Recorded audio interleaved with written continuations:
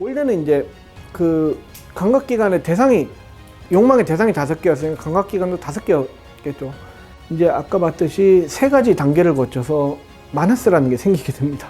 감각기관에 마너스가 포함이 됩니다. 나중에 시간이 지나면서 이제 마너스가 중요한 역할을 하게 되면 요 사이에서는 사실은 욕망이 소실됐다고 얘기를 하는데 요건 이제 그 다음 시간에 아마 이제 좀 다루게 될 텐데 요 과정을 설화로 그린 게 사실은 엘라파트라 설화예요.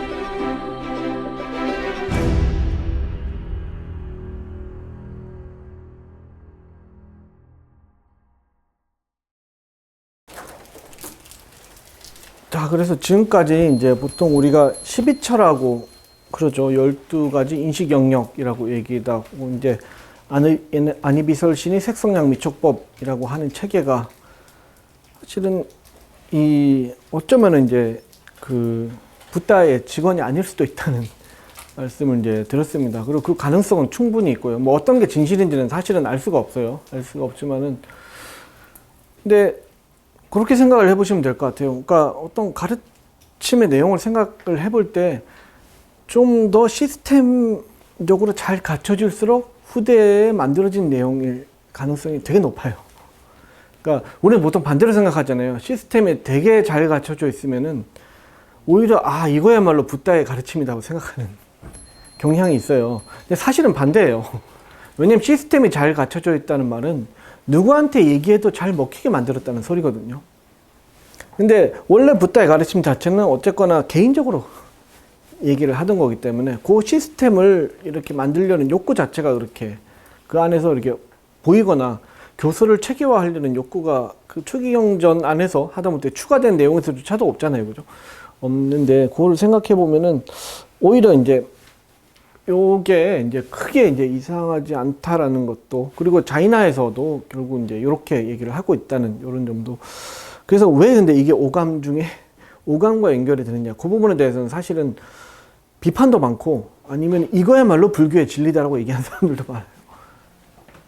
왜냐면 이제 왜 감각기관하고 이게 같이 연결이 됐는지 요 부분은 사실은 여기서부터 시작을 해서 사실은 요 다음 수업, 그 다음 수업까지 이제 계속 이어갔을 경우에는, 그럴 수 있겠구나라고 알 수 있을 거라고 생각을 합니다.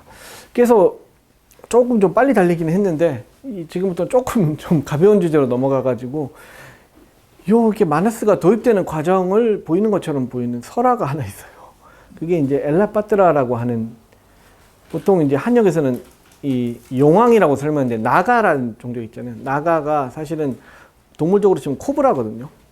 코브라인데 이게 이제 중국에 번역되면서 이제 용으로 번역이 됐어요. 그에 해당되는 동물이 없기 때문에. 그래서 이제 나가들의 왕인 이제 엘라파트라라는 그 아니면은 이제 이라발이라고 이제 보통 번역이 되는데 그 엘라파트의 설화가 이제 그 초기 경전하고 맞물려서 끼워져 있어요.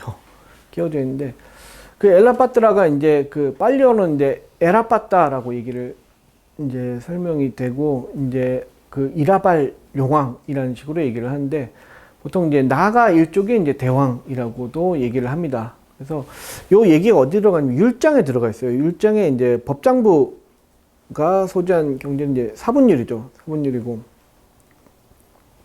그 사분율은 다들 아시다시피 오늘날 우리나라 이제 승가 체계에서의 그 율의 기반이 되는 게 사분율입니다. 그리고 이제 오분율에도 이제 그 똑같은 이제 내용이 있는데 여기 보면은 이제 그 붓다의 일생을 그리는 부분이 있어요. 그 일생이라기보다는 이제 그 깨달음을 얻고 나서부터 주로 어디까지 나오냐면은 그 사리불하고 목건년이 출가하는 데까지 관한 얘기들이 율장에 되게 많이 들어가 있습니다. 그래서 근데 여기 보면 6번째 제자 이제 야사가 이제 출가하고 이제 그 또 그 뒤에 이제 친구들 몇 명이 이제 또 출가한 그 직후에 그 용왕에 관한 얘기가 나와요. 그러니까 붓다 교단에서도 굉장히 초기에 나오는 얘기죠. 그죠?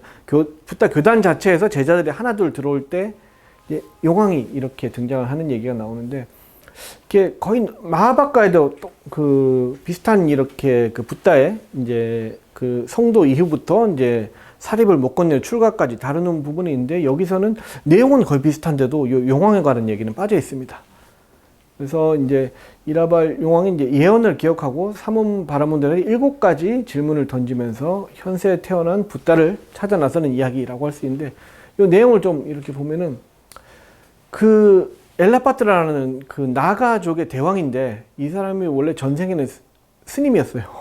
스님으로 이제 얘기가 나옵니다. 근데 이 스님이 그 지금 불교거단의 스님이 아니라 그 지금 이제 붓다가 살고 있는 시대 이전에 있던 그 부처 그 과거불 시대의 승려였었어요.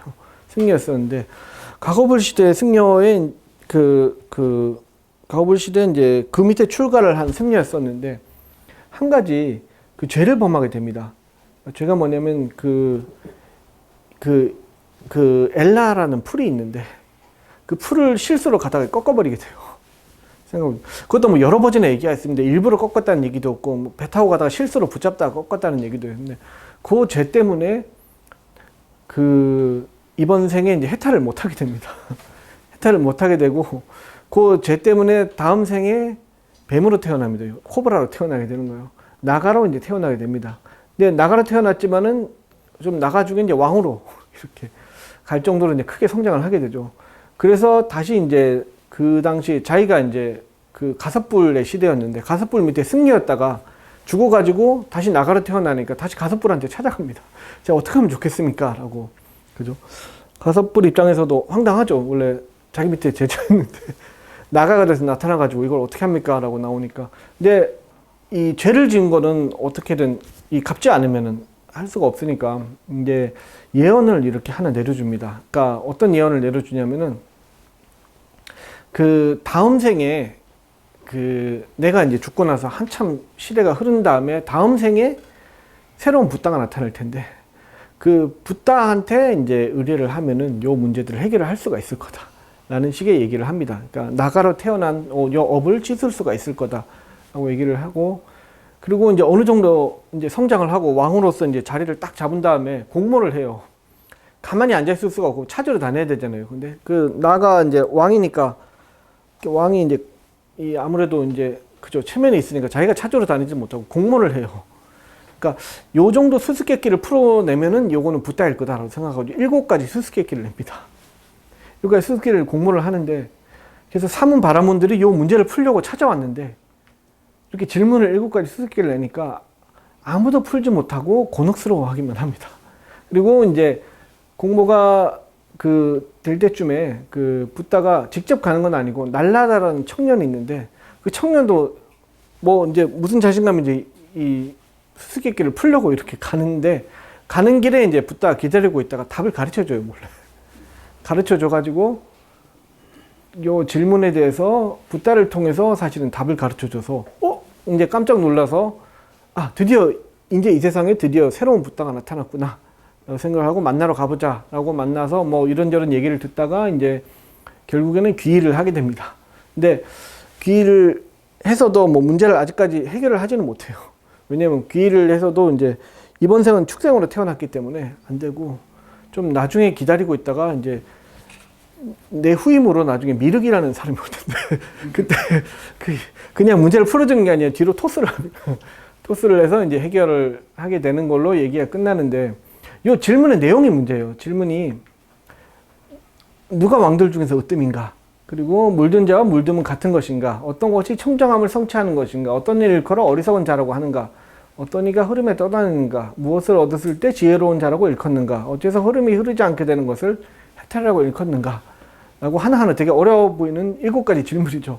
요거를 다 풀 수가 있으면은 요거는 붓다일 거를 생각하면 본인이 생각한 문제를 내는 거예요. 그죠? 아니 근데 그쵸 이게 왜 이 정도 질문을 낼 정도의 능력자가 왜 스스로 깨닫지는 못하는지 모르겠지만은 그 이렇게 이제 돼서 질문을 냅니다. 근데 요 질문이 중요한 거는 요 질문이에요. 누가 왕들 중에 으뜸인가? 이게 대체 그죠 무슨 말인지가 좀 알 수가 없죠, 그죠?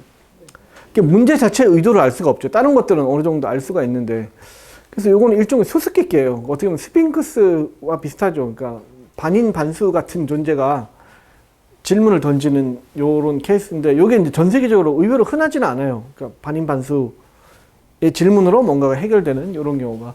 근데 요런 수수께끼를 냅니다. 그래서 사실은 여기서 이제 붓다의 답은, 다른 것들은 뒤에는 뒤에도 이제 좋은 내용이지만 빼고, 6번째 왕이 으뜸이다라는 답을 냅니다. 근데 요건 납득을 해요. 그냥 그 엘라파트라가 납득을 하는데, 이게 좀 이상하잖아요. 보통 수수께끼라는 거는, 그죠? 아무리 이상한 문제라도 답을 듣고 나면은, 아, 문제의 의도가 뭐였는지 납득이 가야 수수께끼잖아요. 그죠? 옛날에 그죠? 이제 옛날에 제가 꼬마 때 이제 껌종이에 붙어 있던 수수께끼 중에 아직도 기억나는 수수께끼가, 이제 세상에서 가장 큰 코는? 뭐 이런 질문이 있었어요. 그래서 질문이 뭐야? 이게 답을 보니까 멕시코예요. 근데 그 말은 뭐냐면은, 이게 뭐 재미있던 간에 그 멕시코라는 답을 듣는 순간에 의도가 뭐였는지 알게 되잖아요. 그게 수수께끼잖아요. 근데 요거는 답을 들어도 이게 대체 뭐지? 라는 새로운 수수께끼를 낳는 질문이에요. 근데 요게 이제 아까 마나스가 출현하는 과정을 생각하면은 알 수가 있겠죠. 여기 왕이라는 거는 결국 이제 인들이 이제 감각기관을 얘기를 하고, 제6왕이라는 게 마나스를 얘기하는 거구나라고 하는 게 나오는 거예요. 그러니까 요게 마나스의 출현이 설화로도 남아있는 거예요. 설화로 남아있고, 그 다음 시간에 더 자세히 보게 될 텐데, 설화로 남겨지게 된 이유가 있어요. 이유가 있고, 율장에 요 얘기를 나온 다음에 사실은 바로 뒤에 마라가 나와요. 마라가 나오는 것도 사실은 요 얘기랑 연관이 있는 거죠. 그러니까 요 율장의 편집자들은 요 얘기가 이게 이 감각기관과 마나스와 관련된 얘기라는 거를 알고 있었다는 소리예요. 답은 적어놓지는 않았는데, 뭐, 요런 이제 얘기들이 있습니다. 그래서, 요걸 알 수 있는 것 중에 하나가, 이제 여러 경전에서 중일왕이나 자방왕, 변력자방왕, 쌍때니까에 나오는 요 왕들이 토론하는 장면들이 있어요. 근데, 요게 이제 오히려 엘라파트르에게 프롤로그 같은 얘기예요. 5왕이 토론을 하는 내용이 뻔합니다. 이제 5가지 감각적 욕망의 대상 중에서 어떤 것이 더 즐거운가. 반짝감하고나가 여기도 나와요. 한 왕은 이제 서로 하나씩 갖겠죠. 그냥 색성량 미촉 하나 가지고 색이 제일 즐겁다라고나, 소리가 제일 즐겁지, 음악 들을 때 너무 좋지 않느냐, 뭐 이런 것부터, 감촉이 최고의 그 욕망의 성취지라고, 뭐 이런 식으로 쭉 5명이 하나씩 얘기를 하다가, 결국은 5명이서 싸우다가 답을 못 내리고 붓다를 찾아가서 왕 5명이서 이제 토론을 하게 됩니다. 해답을 구하게 됩니다. 그래서 왕은 각자의 즐거움과 과실이 있고 벗어나기 위한 방법이 있다, 이 정도로 대답을 하고 끝납니다. 근데 이것만 봐도 이미 추가된 내용 같잖아요. 그냥 보더라도 왕 5명이 모여가지고, 그죠, 이게 앞으로 전쟁은 어떡하고 영토는 동맹은 어떡하고 이런 얘기를 하지, 그렇게 진지하게 5가지 욕망 중에서 뭐가 제일 최고다, 뭐 이런 얘기를 나누기가 애매하죠. 왜냐면 왕은 모든 욕망을 성취할 수 있는 포지션에 있는 사람이잖아요. 그런 사람들은 별로 욕망에 대해서 분석하고 싶은 욕구가 별로 없어요. 이게 항상 이게 갈증이 있는 사람이 욕망에 대해서 알고 싶어 하는 거지. 근데 요거 자체가, 근데 그런 것 치고는 여러 경전에 여러 버전으로 이렇게 나와 있어요. 근데 내용은 거의 비슷해요. 그러니까 요걸 생각하면 왕 중에 누가 어뜸인가, 제6왕이다라고 하는 게 요 5개가 아니라 마나스가 등장을 하게 되는 것들에 대한 권위를 부여하기 위해서 이렇게 설화가 만들어지는 경우도 있습니다. 그러니까 뭐 이런 케이스들인데, 요 이제 왕들이 각자 이제 한 가지 감각기관을 대표를 하면서, 근데 요 얘기가 사실은 단맛바다에 주석이 됐어요. 빨리어의 단맛바다의 한 구절에 대한 주석이 되어 있는데, 근데 얘기가 조금 틀려요. 그러니까 처음 부분까지 똑같아요. 이제 죄를 짓고서 이제 나가로 태어나는 건 똑같은데, 공모를 하는 것도 똑같은데 딸을 겁니다. 내 딸을 주겠다, 말을 맞추면. 이게 붓다를 찾는 행위치고는 좀 그런데, 이게 이제 사문과 바라문들이 다 답을 못 내는 것도 똑같고, 비슷하게 딸이 이제 중간에 날라다라는 사람이 우따라라는 사람을 통해서 답을 하는 장면들도 나오는데, 여기서 이제 그전에는 엘라파트라가 이제 되게 힘들어가지고, 이게 이제 배경은 다 겐지스 강이에요. 겐지스 강에 사는 엘라파트라 용왕인데, 귀의를 할 것 같은데 귀의를 하지 않습니다. 귀의를 하지 않고 뭐 끝내면 얘기가 되게 흐물흐물하게 끝나는데, 그러고 나서 단맛바다의 하나의 개성이 설명이 됩니다. 그러니까 답을 붓다가 맞추는 걸로 얘기가 끝나고, 단맛바다의 한 구절을 개성으로 읊습니다. 그러니까 인간으로 태어나기도 어렵고 부처를 만나기도 어렵다. 그러니까 요거는 단맛바다의 요 구절을 그 설명하는 스토리로서 요 이제 나가는 전 세계 그렇게 힘들게 인간으로 태어나가지고 그렇게 힘든 인연으로 그 이제 부처님을 만났는데 그 죄를 지어가지고 이 고생을 한다. 거 봐라 얼마나 인간으로 태어나기도 힘들고 부처를 만나기도 어렵냐. 그래서 수행에 정진을 하라. 라는 그런 맥락이겠죠. 그런 맥락을 설명하기 위해서 아예 이제 다른 용도로 사용이 되고 있는 이런 경우도 있습니다. 그래서 요 엘라파트라가 요 이제 기원전 2세기에 바로트에 새겨져 있어요. 새겨져 있는데 요것만 보면은 좀 분석하기가 힘든데 요 왼쪽에 이제 보리스가 사실은 붓다를 상징하는 거죠. 요 때는 아직까지 무불상 시대라서 불상은 만들어지지는 않았어요. 그러니까 빈자리만 있죠. 보리스 아래 빈자리가 이제 붓다의 자리라고 생각을 하면 됩니다. 그리고 이제 요게 이제 무릎 꿇고 있는 게 요 머리에 관처럼 쓰인 게 여러 마리 그 코브라들이 막 이렇게 있어요. 코브라들이 있고. 근데 여기도 보면 뒤에 이제 가신들이 서 있는데 뒤로 갈수록 원래 코브라의 모습에 가깝죠. 가깝고 앞으로 갈수록 사람의 모습에 가까워져요. 뭔가 그 어떤 거리감을 이런 식으로 나타내는 것도 있겠죠. 그리고 요 코브라들은 나가들은 머릿수가 많을수록 홀수로 보통 이루어진 머릿수가 많을수록 더 지위가 높아요. 지위가 높고 이제 가장 높은 게 요 이제 엘라파트라죠. 여기서 엘라파트라인데 요거를 이제 이렇게 어떤 분들은 논문에서 스케치를 해서 보면은 요 알 수가 있는데 요게 이제 어떤 여성이 보이죠. 여성이 보이고 요 앞에 어떤 스님이 한 명 보이죠. 요게 아까 이제 우따라라고 하는 맞추는 사람하고 이 딸이에요. 딸. 상금으로 내걸었던 딸. 근데 결국 뭐 이게 그 얘기는 그냥 끝납니다. 이렇게 끝나는데 요게 이제 사실은 이 바로트 대탑에 이렇게 새겨져 있는 부분도 있습니다. 근데 여기 내용을 보면은 왜 이제 요걸 엘라파트라라고 이제 그 확신을 할 수가 있는지 여기 이제 그 브라હ미 문자로 새겨져 있는데 요거 내용들을 보면은 자세히 확대를 해보면은 그 저기 이것이 엘라파트 나가왕이 세존께 경배한다 뭐 이런 표현이 있어요. 이거는 그래서 요거는 명확하게 엘라파트의 얘기다라고 그 얘기를 생각해 보면은 우리가 아까 봤던 그 사분일에 처음 봤던 얘기보다는 빨리의 단맛바다 주석에 있는 얘기랑 더 가깝죠. 일단 딸이 나오니까 그죠. 원래 얘기는 딸이 안 나왔었는데 그럼 요것 중에 어떤 게 더 오래됐냐 그러면 딸이 없는 버전이 더 오래됐겠죠. 더 오래됐다고 볼 수 있고 왜냐하면 그 메시지는 명확하고 그 질문에 대한 메시지는 이제 명확한 면이고 그래서 이런 이제 불교사의 이제 근본 설을체부 비나야 잡사라는 곳에서도 여기 나오는데 여기서는 좀 스케일이 커져요. 바라나시에 이렇게 붓다가 있는데 요 이제 한역으로만 남아있는 근본 설을체부의 이제 율장이에요. 요 지금의 이제 그 딱샤실라죠. 지금의 딱실라 지역이고 이제 다들 아시겠지만 간다라 문화의 중심지입니다. 그리고 근본 설을체부가 활동을 했던 지역이기도 하고 근데 여기서는 엘라파트라가 그 딱샤실라의 성에 살고 있습니다. 성에 살고 있는데 붓다를 만나기 위해서 나오는데 엘라파트라가 엄청나게 거대해요. 거대해가지고 어느 정도냐면은 꼬리는 아직 그 딱실라에 남아있는데 붓다를 만나러 바라나시에 갔을 때 그 보면은 꼬리가 이제 딱샤실라까지 닿고 있었다라고 이게 대체 얼마나 큰 거예요, 그죠?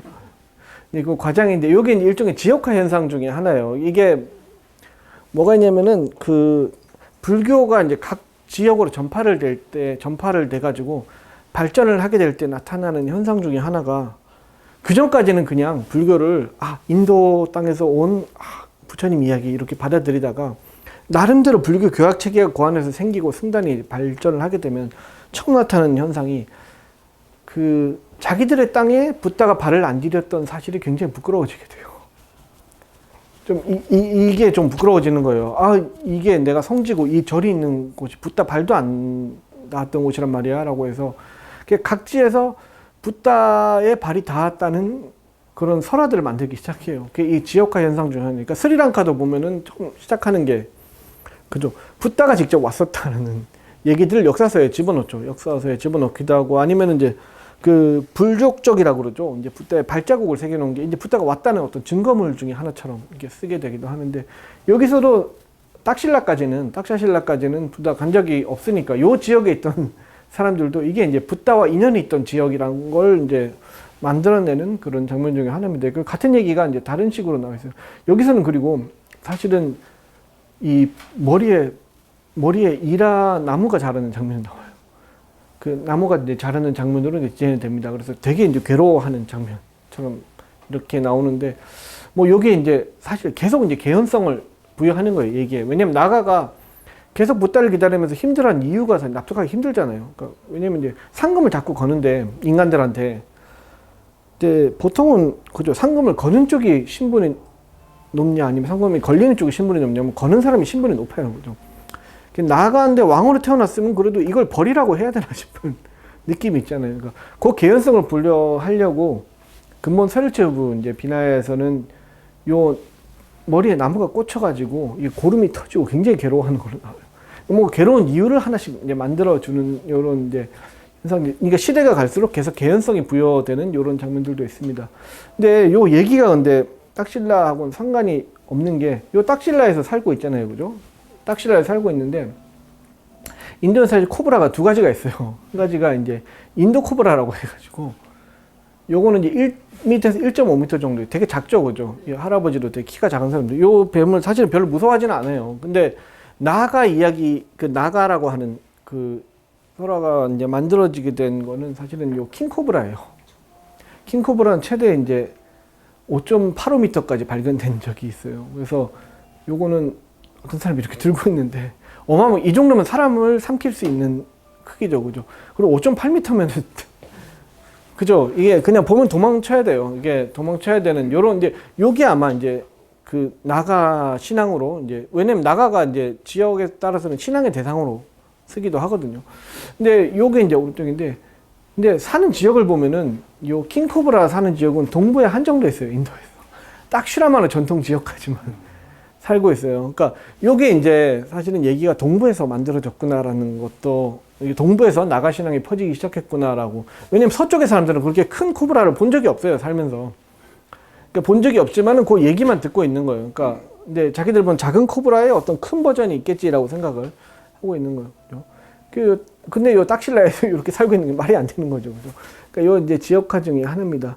인도 코브라는 왜냐면 이렇게 전 지역에 살고 있거든요, 인도 전 지역에. 그리고 이제 또 이제 요 엘라파트레에 관한 얘기가 남아있는 게, 여기 이제 실크로드의 지역인데, 요 실크로드 지역 중간에 요 쿠차라는 곳이 있어요. 쿠차가 이제 지역을 보면 요 타클라마칸 사막 지역 중에 이제 오아시스 도시 중에 하나로 쿠차라는 곳이 있습니다. 그리고 여기가 이제 다들 아시다시피 요 구마라집의 고향입니다.